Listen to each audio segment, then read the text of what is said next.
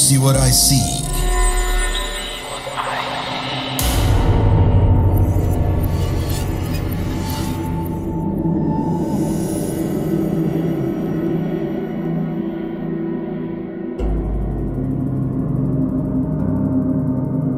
Do you see what I see? Exclusive on Spotify. Download Anchor untuk bikin podcastmu gratis.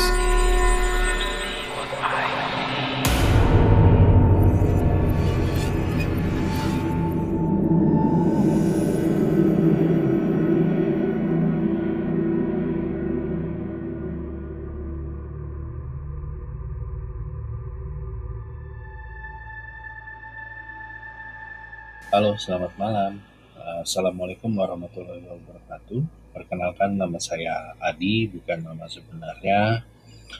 Sengaja saya samarkan untuk menjaga privasi baik diri saya ataupun orang-orang yang akan terlibat di dalam cerita ini. Cerita ini sebenarnya sebelumnya saya disclaimer dulu bahwa ini bukan berarti daerah yang akan saya ceritakan ini adalah daerah yang serem. Itu pertama. Yang kedua, bukan juga berarti bahwa saya adalah seseorang yang mempunyai kelebihan atau kemampuan seperti anak-anak indigo lainnya. Hanya saja mungkin ini kenapa terjadi kepada diri saya juga tidak mengerti. Yang jelas bahwa ini pernah terjadi dan nyata keadaannya dan ceritanya. Oke, saya mulai ceritanya. Saya tinggal di sebuah kota di Pulau Kalimantan, yang mana kota ini sebenarnya salah satu kota yang cukup maju di daerah Kalimantan. Saya tinggal di sebuah kampung kecil yang tidak jauh dari pusat kota sebenarnya. Rumah saya itu ada di kampung itu di atas bukit. Jadi kampung ini sendiri itu sebenarnya adalah kampung yang berada di lembah di antara dua bukit, dan bukit saya dan rumah saya itu ada di sebuah bukit yang lebih tinggi daripada bukit seberangnya. Dia di sekitar rumah saya itu, karena rumah saya paling tinggi, jadi di belakang rumah saya itu sudah tidak ada rumah lagi. Jadi hanya ada semak belukar dan pohon-pohonan. Yang paling jelas terlihat adalah yang paling dekat dengan rumah saya itu ada satu pohon bambu yang cukup besar. Itu yang ada sekelompok pohon bambu gitulah. Kemudian di sebelah kirinya itu ada pohon pete dan pohon jengkol. Jadi sisanya itu hanya pohon-pohon akasia, kemudian semak-semak belukar. Nah, di sebelah kanannya itu ada satu rumah tetangga saya yang memang kami, menurut cerita almarhum ibu saya, almarhum ayah saya dan tetangga saya itu adalah salah satu yang memang babat alas lah membuka kampung itu. Jadi karena di sekitar rumah masih banyak ilalang, semak belukar, pohon-pohonan, jadi memang di wilayah sekitaran rumah itu masih banyak binatang-binatang melata atau binatang-binatang liar lainnya, tapi yang memang karena masih bisa dibilang di dekat perkotaan, jadi udah tidak ada lagi seperti binatang-binatang besar, cuma hanya kayak binatang melata sih masih ada, dan itu sering sekali masuk ke dalam rumah. Kadang kita kalau pagi itu bangun, dia sudah ada di teralis jendela kamar gitu kalau kita buka gorden, atau misalnya di dapur gitu, kita biasa ketemu tuh ular-ular kecil, kemudian kobra kadang pernah juga ada gitu, atau ular-ular piton sawah gitu yang ukuran sedang itu sering sekali setiap hari terjadi ada masuk dalam rumah. Nah, eh, di rumah itu saya tinggal bersama kedua orang tua saya dan adik saya yang masih kecil. Cuman pada saat saya usia 12 tahun itu almarhum bapak meninggal. Jadi di rumah itu tinggal bertiga. Awalnya saya tidur itu sekamar berdua dengan adik saya. Tapi semenjak beliau almarhum ayah saya, bapak saya meninggal, saya pindah ke kamar yang ada di belakang. Jadi di rumah itu ada 3 kamar, satu kamar yang awalnya saya tempati berdua adik saya, kemudian kamar utama untuk orang tua saya, dan ada satu lagi kamar di belakang. Dulu digunakan oleh oma saya atau nenek saya sampai ketika beliau kembali lagi pulang ke daerah asalnya di Manado. Di kamar belakang ini, kalau kita lihat dari jendela yang ada di kamar itu langsung dengan posisi ada satu lapangan, ada satu area bersemen yang kita gunakan, sering kita gunakan sebagai lapangan basket. Kemudian ada yang dibagari juga dengan seng, kemudian di balik itu yang ada pohon pete dan pohon jengkol itu langsung ilalang-ilalang begitu. Jadi memang tidak langsung terlihat ilalangnya karena masih tertutup dengan pagar seng, tapi untuk pohon jengkol dan pohon petenya itu cukup tinggi. Jadi kita bisa lihat langsung keluar. Saat saya pindah ke kamar belakang itu berarti saya udah mau masuk ke SMP. Kalau tidak salah itu SMP kelas 1. Masih masa puber-puber gitu, jadi yang masih suka yang nongkrong ke sana sini ya itu hal biasa sebenarnya di kampung saya. Jadi pergi ke sana ke sini apa segala itu pulang malam itu biasa saya lakukan dulunya. Dan karena kamar saya di belakang, jadi saya juga bisa punya akses pulang itu nggak harus lewat pintu depan, lewat kamar almarhum ibu saya, tapi saya bisa masuk lewat pintu belakang yang langsung masuk melewati ke toilet, melewati kamar mandi dan toilet langsung ke kamar saya. Di kampung saya itu juga terbiasa setiap malam dari kecil itu terdengar kalau udah malam di atas jam 10, jam 11 malam itu udah terbiasa terdengar ada suara gamelan atau tembang Jawa. Sampai sekarang saya juga nggak ngerti, nggak tahu, nggak pernah tahu itu siapa yang memutar lagu tembang Jawa atau memainkan gamelan itu. Tapi setiap malam itu selalu ada. Jadi nuansa kampung itu agak-agak kayak mistis begitu, walaupun masih tidak ditujukan untuk hal itu, memang mungkin tidak ditujukan untuk seperti kayak mistis begitu, tapi sampai sekarang pun saya tidak tahu di kampung itu siapa yang memutar lagu itu, memainkan gamelan itu, tapi akhirnya jadi suasananya seperti itu, agak-agak mistis begitu. Ya. Saya kalau malam tidur itu memang sengaja jendela saya buka karena memang wilayah Kalimantan kan cukup panas tuh. Jadi dengan saya buka jendela, jadi angin dari luar bisa masuk dan oh iya juga jendela saya itu tipe yang trap gitu, yang kacanya selembar gitu sampai ada berapa susun gitu. Jadi kita buka itu terbuka semua gitu. Dan di bagian dalam ada teralis. Jadi anginnya itu masuk supaya saya nggak kepanasan kalau malam. Nah, selain bunyi-bunyian itu, suara gamelan atau tembang Jawa itu ketika saya pindah ke kamar belakang itu saya beberapa kali juga mencium aroma wangi, wangi bunga yang sangat santer tercium,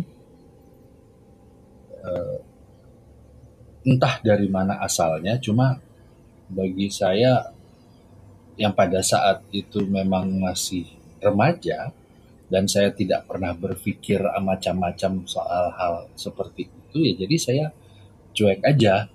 Walaupun kadang-kadang di dalam pikiran saya juga pada saat itu adalah, ini dari mana bau wangi bunga ini ya. Jadi entah entah itu, tapi saya tidak bilang itu bunga melati ya, cuma baunya itu kadang-kadang seperti kayak bunga melati, kadang juga kayak bunga apa sedap malam kayak gitu-gitu yang aromanya wangi kalau malam gitu. Cuma aroma wangi itu ada, dan beberapa kali juga selain aroma wangi itu juga ada suara langkah. Nah, seperti ini. Jadi di balik seng itu adalah ilalang-ilalang dan rumput-rumput pendek. Dan kemudian di balik seng itu juga pagar seng itu adalah salah satu jalan kalau kami sekeluarga bisa menggunakan jalan itu untuk keluar dari rumah menuju perkampungan, atau lewat pintu depan, lewat jalan kecil yang antara rumah saya dengan rumah tetangga saya turun ke bawah. Jadi ada dua alternatif jalan, lewat yang pintu seng itu langsung ke jalan kampung tapi agak turun dulu, kemudian lewat jalan depan itu yang antara rumah tetangga saya dengan rumah saya itu ada jalan kecil turun ke bawah. Jadi ada dua jalan untuk bisa menuju rumah saya itu. Kemudian suara langkah itu terdengar itu selalu di balik seng. Jadi ada langkah bergeser gitu, yang bergesekan dengan rumput-rumput. Kemudian berjalan mulai dari balik seng sampai ke depan pintu gerbang yang saya jalan untuk turun lewat belakang itu. Kemudian suaranya itu seperti jalan menuruni tangga, karena kan itu memang turunan dan ada tangganya, jadi seperti suara jalan menuruni tangga untuk menuju jalan kampung, jalan perkampungan, jalan besar perkampungan. Nah itu kalau kita lewat dari situ dari rumah turun itu bisa lewat tangga itu langsung menuju jalan perkampungan. Nah suara langkah itu seperti dari balik seng, sek sek sek sek sek turun sampai ke depan gerbang, kemudian turun lagi di tangga, cek tek tek tek sampai ke bawah. Nah semakin jauh, semakin jauh, semakin jauh, semakin kecil suaranya. Tapi suara langkah itu paling jelas itu ada di dekat balik seng, pintu seng, pagar seng itu, sampai ke depan gerbang rumah yang jalan belakang. Itu hampir setiap malam saya dengar kalau saya sebelum tidur, dan juga saya pada saat itu di kamar juga memang dikasih dibolehkan oleh ibu menyalakan TV, memang membawa TV ke kamar karena TV ya kebetulan ada dua pada saat itu, jadi satu di ruang keluarga, satu yang saya bawa ke kamar. Jadi saya kadang-kadang malam suka tidur larut malam karena sambil nonton TV. Nah, suara langkah itu biasa terjadi kalau di atas jam 10 atau jam 11 malam. Itu baru ada aroma wangi, kemudian suara langkah. Tapi tidak pernah lebih daripada itu. Selalu hanya itu saja yang terjadi kalau malam hari. Nah, kejadian pertama yang saya bilang paranormal experience saya itu sebenarnya malah terjadi pada siang hari. Ibu saya, almarhum ibu saya, karena untuk menghidupi dua orang anak, beliau itu bekerja di dua perusahaan. Jadi perusahaan pertama itu adalah perusahaan yang bergerak di bidang komponen elektronik. Perusahaan yang kedua adalah perusahaan konsultan uh, audit keuangan. Jadi kalau yang di perusahaan pertama itu beliau bekerja dari pagi sampai sore, sekitar jam 3 jam 4 sore. Kemudian di perusahaan yang kedua itu beliau lanjutkan kerja itu sampai sekitar jam 7 malam. Memang tidak lama yang di perusahaan yang kedua karena memang beliau cukup cukup dikenal dengan kemampuan audit keuangannya. Jadi beliau tidak bekerja tetap di situ, tapi hanya sebagai konsultan juga di perusahaan konsultan. Nah, jadi kadang-kadang beliau itu pulang ke rumah itu sesudah maghrib. Nah, kejadian pertama yang saya alami itu pada saat siang. Jadi saya pulang sekolah itu sekitar jam 12 siang. Kemudian adik saya juga. Nah, karena ibu saya baru pulang agak malam, sesudah maghrib, adik saya itu selalu dititipkan di rumah nenek saya yang ada di kampung itu juga, tapi di bagian bawah. Dia di bawah. Saya di rumah yang di atas. Jadi saya selalu pulang ke rumah itu dalam keadaan kosong, sendirian. Satu waktu saya pulang itu sekitar jam 12 lewat, hampir jam 1 siang.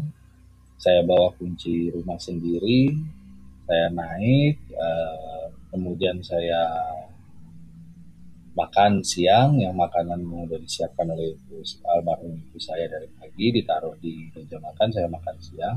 Nah, pada saat saya lagi makan siang, saya ingat betul saya tidak menyalakan TV. Karena saya pada saat itu setelah berganti pakaian langsung pakaian sekolah langsung makan siang, maka setelah itu saya pengennya langsung tidur karena sore ada keperluan untuk eh, pergi latihan silat pada saat itu. Jadi saya pada saat saya lagi makan itu TV nyala sendiri. Jadi tiba-tiba suara TV nyala sendiri, TV-nya nyala sendiri, terus suaranya agak kencang begitu. Nah, pada saat itu saya tidak tahu program apa yang ada di TV, tapi yang terbikin saya terkejut hanya adalah TV itu bisa nyala sendiri. TV zaman dulu itu tidak semuanya pakai remote. Nah, TV yang di ruang tamu itu masih TV yang model lama, yang masih kita pakai yang kayak meja besar, kemudian ada tutupnya di depan. Kalau dinyalakan TV-nya itu harus dibuka dulu tutupnya seperti kayak buka tirai gitu. Nah, itu kan butuh effort yang lumayan ya untuk buka tirainya itu sampai yang membuat TV-nya otomatis nyala. Nah, kalau tiba-tiba dia menyala TV itu berarti kan ada yang buka tirainya itu, tutupnya depan layarnya itu. Nah, ini yang membuat saya kaget. Siapa yang buka? Itu adalah kejadian yang pertama. Nah, kemudian setelah kejadian yang pertama itu terjadi, itu lama tuh, nggak pernah ada kejadian-kejadian lagi. Sampai suatu waktu itu pada saat malam bulan purnama. Nah, kebiasaan di kampung itu kalau malam bulan purnama itu kami yang masih remaja atau anak-anak kecil itu dan orang-orang tuanya itu berkumpul di bawah gitu di jalanan kampung itu yang di dekat rumah nenek saya karena di situ yang ada rumah ART-nya, jadi kita berkumpul di situ ngobrol orang-orang tuanya, anak-anak kecilnya main gitu. Nah, kami yang remaja juga berkumpul sendiri. Nah, pas berkumpul pada saat malam itu kami yang remaja-remaja ini berpikiran untuk main petak umpet malam-malam. Nah, emang agak sedikit aneh ya kalau memang bagi orang-orang yang kebanyakan di perkotaan kok masih main petak umpet malam bulan purnama. Tapi kalau di kampung saya itu biasa, biasa aja. Karena memang kalau nggak main petak umpet, kita main kejar-kejaran, kita main eh, tembak-tembakan gitu, perang-perangan dengan senjata mainan yang kita bikin sendiri biasanya. Pada saat main petak umpet itu saya ada sekitar berenam enam orang lah, enam orang. Sebut saja A, B, C, D, E, F nama mereka. Nah, pada saat kita home timpa itu yang terkena giliran jaga itu si F. Jadi tinggal saya, AB, saya, AB, 7 orang berarti ya, A, B, C, D, E, dan F yang jaga. Jadi ada kami berenam yang sembunyi, F yang berjaga. Nah, kami itu bermain pas di dekat sebuah gudang besar yang kosong.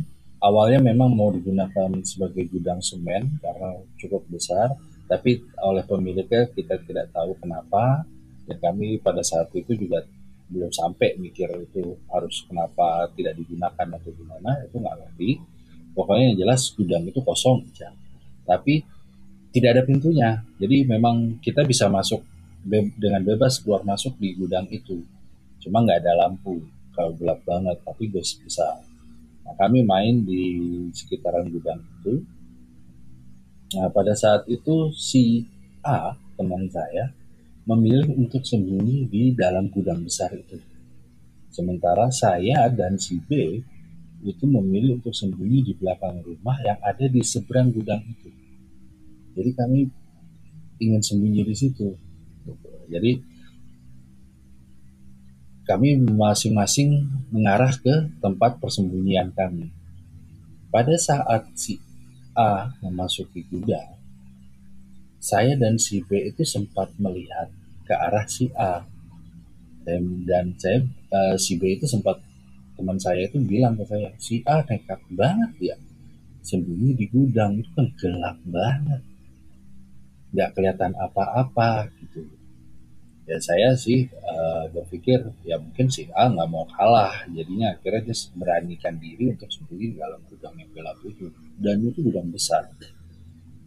Jadi kami sambil berjalan menuju ke belakang rumah yang jadi tujuan tempat bersembunyi kami melihat ke arah si A. Tiba-tiba di pintu masuk gudang itu terlihat ada kayak sosok warna putih. Nah, saya yang melihat itu pertama kali, saya bertanya ke B, itu si A bukannya dia tadi bawa pakai baju bukan warna putih ya? Enggak, dia baju dia warna hijau dan dia bawa sarung warna biru. Tapi kok saya lihat ada sesuatu yang berwarna putih di depan pintu gudang. Coba kamu cek deh, kamu lihat deh. Benar nggak apa saya salah lihat atau kamu juga lihat? Yang B juga melihat ke arah gudang. Dan saat melihat si B teman saya melihat ke arah gudang, dia tiba-tiba lemes dan terjatuh ke tanah karena dia juga melihat ada sesosok perempuan yang menggunakan baju putih ada di depan pintu gudang dan tersenyum ke arah si B. Tapi pada saat itu yang saya lihat itu tidak berwujud seperti perempuan, hanya ada kain kayak warna putih itu. Tidak ada wujud orangnya memang, hanya kayak kain begitu saja warna putih turun ke bawah. Nah, itu yang makanya saya tidak terlalu kaget, tidak terlalu shock. Beda dengan si B yang si B lihat. Nah, karena melihat teman saya terjatuh ke tanah, ya saya coba menolongnya lah. Jadi saya sambil, kamu kenapa? Kenapa? Si B menjawab, tuh itu ada kuntilanak di dalam gudang. Hah? Mendengar hal itu saya pun kaget. Loh, wah ini udah nggak bisa nih. Si A kan masuk ke dalam gudang itu, jadi kalau dibiarkan ini bisa berbahaya buat si A. Nah, akhirnya saya berlari menuju si F yang pada saat itu berdiri masih menundukkan kepalanya di tiang listrik yang di dekat gudang. Karena dia yang jaga kan dia sambil berhitung. Saya bilang ke F, F nggak jadi, batal, batal, batal. Kenapa? Si B ngelihat sesuatu di pintu gudang, katanya kuntilanak. Dan si A itu masuk ke dalam gudang. Kita harus kasih tahu orang lain ini kita kita nggak ngerti bagaimana. Nah, tidak jauh dari situ ada sekelompok bapak-bapak yang lagi ngobrol dan sambil ada juga yang main catur. Mendengar cerita omongan saya tadi, si bapak-bapak itu langsung berdiri semua. Hah? Ada apa? Ada apa? Ada apa? Kenapa? Ini Pak. Jadi menurut si B, tadi si di pintu gudang itu ada kuntilanak dan si A teman kami yang bermain petak umpet juga itu larinya sembunyi di dalam gudang. Dan mendengar cerita saya seperti itu, si bapak-bapak itu otomatis langsung bergerak mengarah ke gudang. Mereka masuk ke dalam gudang. Nah, pada saat itu kan memang belum ada HP ya. Jadi yang ada centernya gitu. Jadi otomatis mereka ada satu dua orang yang pulang ke rumah yang di rumahnya dekat dengan gudang itu untuk ngambil senter. Ketika mereka masuk ke dalam gudang dan kemudian ada bapak-bapak yang sudah membawa senter itu ke dalam, mereka mencari di dalam gudang itu tidak menemukan si A. Si A menghilang begitu saja. Nah, pada saat itu eh, hebohlah satu kampung karena kondisi si A tidak bisa ditemukan dalam gudang. Ya, saya dan beberapa teman saya yang bermain petak umpet itu akhirnya tidak jadi bermain petak umpet, berkumpullah di rumah yang ada di dekat gudang itu. Sebut saja rumahnya Om Heri. Kami semua duduk di teras rumah Om Heri sambil menunggu. eh, Sementara bapak-bapak mencari si A yang menghilang di dalam gudang. Dan kemudian tidak lama kemudian ibu kami datang menemani kami di rumahnya Om Heri. Sampai sekitar itu kami main sesudah Ba'da Isya, berarti sampai sekitar kurang lebih jam setengah 10 malam si A itu masih belum ditemukan juga. Jadi ketua RT, kemudian uh, imam masjid yang ada di kampung kami memutuskan untuk melakukan pencarian secara besar-besaran bersama seluruh orang kampung. Jadi diumumkan di masjid kampung bahwa kami membutuhkan tenaga untuk mencari si A yang sampai saat ini masih belum ketemu. Biasanya di kampung-kampung itu mereka bawa eh, macam-macam tuh untuk sebagai alat bunyi-bunyian sambil mencari. Karena ada yang bawa kentongan, ada yang bawa tutup panci lah, ada yang bawa penggorengan lah sambil dipukul begitu atau bawa botol bekas seperti itu untuk memancing si A supaya mendengar bahwa ini lagi dicari, ada bunyi-bunyian, jadi dia kalaupun bersembunyi, dia bisa keluar dari persembunyiannya dan menuju ke arah suara kentongan itu, atau suara yang ramai itu, benda yang dipukul-pukul itu. Nah, titik pencarian itu difokuskan di sekitar gudang, kemudian ke arah bukit di belakang gudang dan di samping gudang. Jadi di belakang gudang itu adalah bukit yang ada bukit yang ada di seberang dari bukit yang rumah saya. Itu bukitnya itu ada seberangnya itu masih ada bukit. Nah, bukitnya itu ada di sekitar belakang gudang, agak serong di sampingnya lah.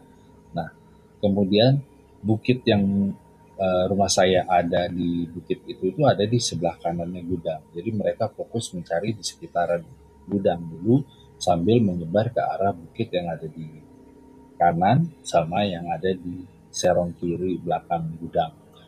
Dicari, pencarian itu berlangsung sampai sekitar kalau tidak salah itu sampai sekitar jam 2 jam 3 lah kalau tidak salah. Kenapa saya tahu? Karena semua orang kampung berkumpul masih. Tidak ada yang pulang ke rumahnya, semua masih berkumpul di situ. Ibu-ibu juga berkumpul di rumahnya Om Heri itu buat kopi, buat teh. Jadi bagi bapak-bapak atau abang-abang pemuda yang lebih dewasa daripada kami itu bergantian. Ada yang istirahat dulu, sebagian masih terus nyari, ada lagi setelah itu gantian, itu istirahat, ini nyari. Sampai sekitar jam 3 subuh kalau tidak salah. Pada saat jam 3 subuh itu, ada seorang bapak-bapak yang mendengar ada suara tangisan.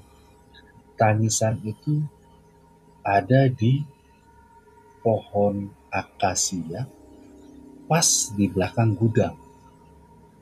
Jadi karena bapak ini mendengar suara tangisan, akhirnya dia bersama beberapa orang bapak yang ada dalam kelompoknya itu mencari, itu mengarah ke situ dengan menggunakan senter dan menyenter ke arah situ. Di situ baru terlihat si A itu sedang duduk di bawah pohon, sedang menangis, sementara di sampingnya ada sosok Miss K tadi. Miss K tadi berdiri di samping si A sambil tersenyum. Wah, bapak-bapak yang melihat itu langsung berteriak memanggil warga yang lainnya untuk berkumpul di daerah situ. Mereka tidak berani langsung untuk mendatangi si A karena mereka melihat si Miss K itu tadi.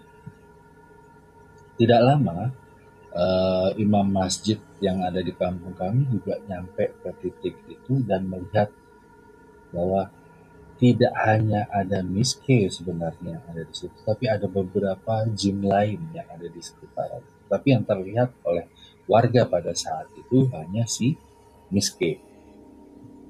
Si imam masjid kemudian memulai membaca surat-surat Al-Quran untuk bisa menyelamatkan si A ini dari genggaman mereka. Seperti itulah, anggaplah seperti itu.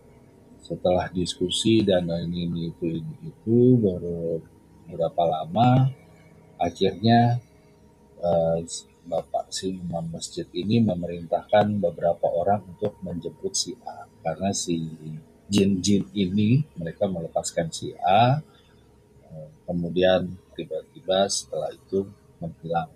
Jadi akhirnya si A dia bisa kembali pulang ke rumahnya bersama orang tuanya sekitar jam 3 subuh lewat lah, atau jam hampir setengah 4 lah. Setelah kejadian malam itu, eh, kampung kami kembali normal kembali. Tapi hal mistis yang terjadi di kampung itu bukan hanya kejadian si A aja. Sebenarnya ada beberapa lagi kejadian. Kejadian kedua yang saya pun terlibat di situ adalah ketika itu kalau nggak salah hari Rabu malam Kamis, seperti yang saya gambarkan sebelumnya, rumah saya itu ada di atas bukit. Di seberang bukit saya itu ada sebuah bukit lagi, jadi kampung itu ada di lembah. Tapi bukit yang ada rumah saya ini lebih tinggi daripada bukit seberangnya. Di bukit seberangnya itu ada satu area yang cukup luas yang kami gunakan kalau anak-anak itu tempat main bola kaki di situ kalau sore. Karena areanya cukup luas dan tidak tidak tertutup oleh semak belukar atau ilalang, jadi tanah kosong seperti itu saja. Nah, itu kami gunakan main bola. Saat itu, malam Kamis itu saya dan beberapa orang teman itu lagi berkumpul di rumah saya. Lagi main gitar gitu, belajar gitar karena kami masih belum bisa. Jadi kita kumpul. Nah, zaman dulu itu ada sebuah buku kecil yang isinya lagu-lagu dan chord-chord gitarnya untuk lagu itu. Jadi kita belajar gitar itu sambil baca buku itu, majalah kecil itu. Saat lagi asik main, itu sekitar jam setengah 9 malam, salah satu teman saya yang tidak ikut bermain gitar, karena gitarnya terbatas, cuma ada 2 gitar, jadi yang lainnya bernyanyi sambil baca atau ya pada saat itu cuma hanya ikut mendengarkan saja. Karena di zaman itu kan belum ada handphone, jadi tidak ada yang teralihkan untuk main handphone. Jadi kalau nggak bernyanyi, main gitar ya dengarin aja. Nah, salah satu teman saya yang mendengarkan ini melihat ke arah bukit seberang. Di arah bukit seberang itu tiba-tiba terlihat sebuah eh, sekelebatan cahaya merah lewat begitu saja. Hanya lewat begitu saja, kemudian teman saya ini kaget. "Ah, apa itu?" Dia memberitahukan kepada kita yang lagi main gitar dan yang lagi bernyanyi ini. Berhenti dulu, berhenti dulu. Lihat itu, di seberang di tempat kita main bola itu ada cahaya merah. Kalian lihat atau tidak?" Nah, kami menghentikan aktivitas kami dan memfokuskan penglihatan kami ke arah yang dia tuju, yang dia tunjukkan. Pada saat itu, semua kami semua yang ada di tempat itu terdiam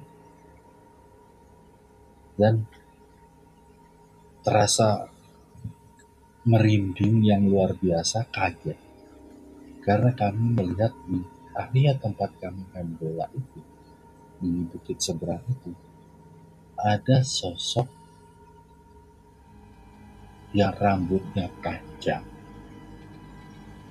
tapi bajunya warna merah, terbang hilir mudik dari sudut yang satu ke sudut yang lainnya. Jadi dia kayak jalan mondar-mandir gitu, tapi dia terbang, nggak jalan, terbang. Mondar-mandir seperti itu sambil tertawa. Kami yang kaget pada saat itu otomatis teriak, ada yang terdiam, ada yang lemes juga. Nah, almarhum ibu saya yang ada di dalam rumah mendengar kehebohan yang ada di luar itu keluar dan bertanya kepada kami, "Kenapa? Ada apa? Kenapa kalian teriak?" Dan kami menunjuk ke arah bukit seberang itu. Ibu saya, menurut penuturan beliau pada saat itu, beliau tidak melihat apapun yang ada di seberang itu. Cuman beliau tahu bahwa di seberang itu memang juga ada jin yang menunggu daerah di sekitar itu. Entah itu menunggu rumah atau menunggu lapangan, nggak ngerti. Cuma beliau tahu bahwa memang beliau pernah merasakan bahwa ada sesuatu di situ. Beliau akhirnya meminta kami semua untuk masuk ke dalam rumah, mengambilkan kami air minum, kemudian mengajak kami berbicara bahwa itu sebenarnya uh, adalah makhluk penunggu di sana, jangan kalian ganggu. Kalau kalian lihat ya udah kalian diam aja, jangan diganggu atau diajak komunikasi atau apapun gitu. Dan memang kita manusia juga hidup berdampingan dengan mereka. Selama mereka tidak mengganggu kita, ya kita biarkan saja seperti itu. Itu adalah kejadian yang kedua yang terjadi di kampung saya. Sebenarnya masih ada beberapa kejadian lagi, cuman bagi saya yang saya terlibat dan melihat langsung itu dan cukup cukup menyeramkan pada saat Itu adalah 2 kejadian ini. Ada lagi kejadian bola api yang lewat di kampung malam-malam, itu juga ada, dan itu juga cukup sering pada saat itu. Cuman entah apa itu, dan yang menurut orang itu adalah banaspati atau santet, saya nggak ngerti. Cuma bagi saya karena terlalu sering, jadi saya tidak merasakan bahwa itu terlalu mengerikan gitu, walaupun bagi sebagian besar orang itu hal yang aneh dan itu cukup mengerikan. Tapi bagi saya sih ya udah biasa melihat itu. Dan saya sebenarnya juga bukan seseorang yang pemberani kemudian bisa uh, melihat atau merasakan hal itu sensitif atau gimana, enggak juga. Cuma ya itulah, saya bisa dibilang orang sial atau bisa dibilang orang keberuntungan, saya nggak ngerti. Tapi dua kejadian tadi itulah yang cukup membekas di ingatan saya, apa yang pernah terjadi di pengalaman hidup saya di kampung itu. Sebenarnya saya masih punya banyak cerita, mulai pada saat saya kuliah dan lain-lain, itu berhubungan dengan dunia mistis juga, berhubungan juga dengan dunia yang ilmu kebatinan lah dan itu sebagainya. Sebenarnya masih banyak lagi cerita, cuma nanti mungkin akan saya ceritakan di kesempatan yang lain kalau memang diizinkan. Saya akan lanjutkan di kesempatan yang lain. Terima kasih yang sudah mendengarkan. Mohon maaf apabila ada penyampaian saya yang kurang baik atau yang salah. Sebenarnya saya tidak bertujuan untuk menakut-nakuti atau apapun. Saya hanya menceritakan pengalaman saya. Terima kasih banyak yang sudah mendengarkan. Sampai ketemu di cerita berikutnya. Assalamualaikum warahmatullahi wabarakatuh.